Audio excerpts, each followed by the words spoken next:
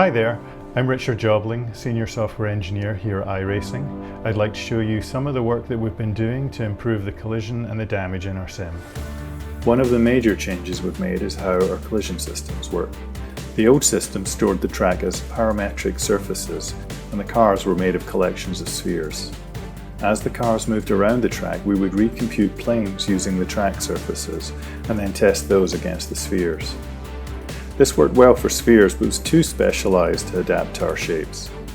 So for the new system, we've built new high-resolution meshes for each track. This is more efficient and gives us a lot more flexibility for the car shapes. The new mesh incorporates all the track features our guys work so hard to replicate. Things like curb geometry and changes in the surface material are all baked into the mesh. We've also taken our laser scan data and applied that to the mesh.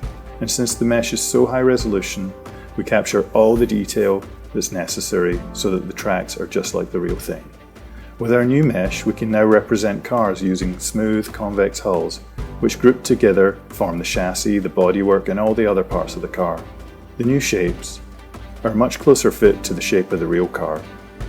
During impacts, the shapes can deform according to the damage, and eventually they can break off as separate objects. All the parts, like wings, hoods, and wheels, can also hang from their joints, flapping and vibrating until they eventually snap off. All these changes are going to add a whole new level of realism to our races. If you want to find out more, please visit iRacing.com and check out my blog post for lots more details.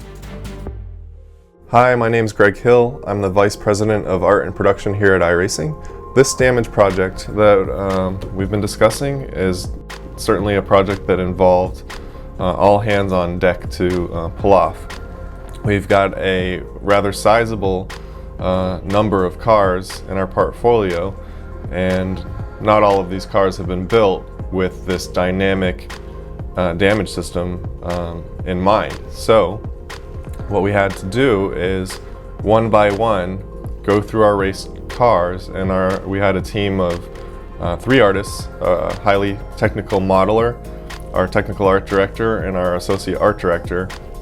All took on each car one at a time, and the work involved was researching that car, researching what would happen to that car if it were in a crash, depending on the forces involved in the crash, how severely it would be damaged, what parts might come off, what those pieces might look like when they're removed, what it would look like where the car has areas exposed that were previously covered by bodywork.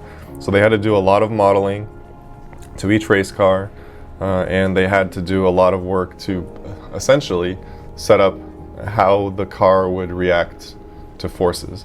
So essentially setting the strength of the materials. What kind of force would it take to rip off the side pod, for example? Or under what circumstances would this nose cone get ripped off of a car? Or under which would it remain, but just be badly damaged? But all said, it's been a lot of work, but seeing the car models interact with the physics system and the new crash dynamics is really exciting and really cool to see, and definitely makes all that hard work worth it. Hi, my name is Jose Diaz. I'm a visual effects artist at iRacing. I specialize in particle effects ranging from fireworks to water fountains, debris, crash, impacts, all in the service of improving the driving experience. So you have the main sort of new damage model that Richard's been working on. So that takes into consideration all the mounts and the chassis from the cars and which materials they are. And he's making all the calculations that tell you, like, okay, it got hit from this one side and the strength of that impact is this certain amount of values. If you hit something, that means that this mount gets off, something breaks.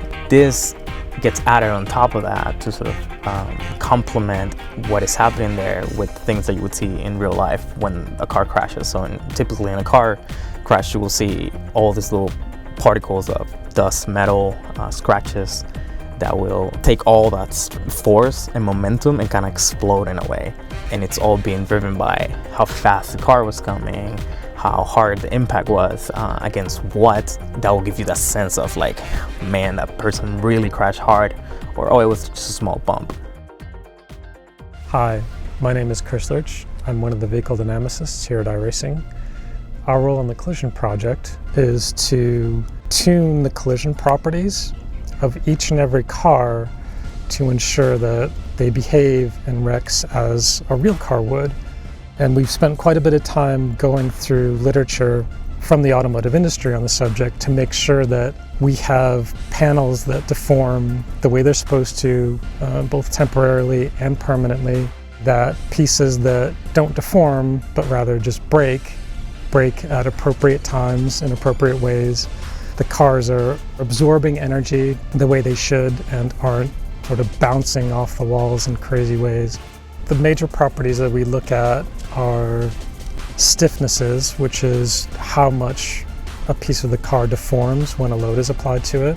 And then we look at a couple of limits. One is the force limit beyond which the piece deforms permanently. And then the second limit that we look at is the brake limit, the force limit beyond which the piece will simply break. And then we also will look at damping, which is how much the piece absorbs energy versus how much it takes like a spring and can absorb as potential energy and then rebound back out like a basketball would.